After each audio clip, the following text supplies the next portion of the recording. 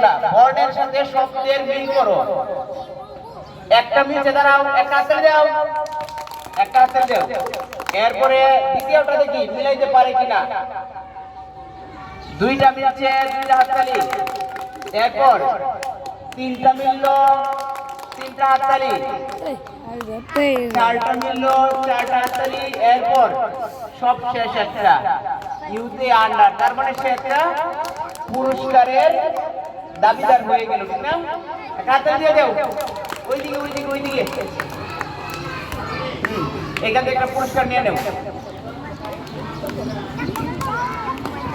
একটা পুরস্কার নেওয়ার কথা তুমি দুইটা নিয়ে নিলা কেন? একটা নিতে হবে। আচ্ছা, তাইলে তুমি কি আবার ওদের সাথে দেখো হাসিনা ভাই, হাসিনা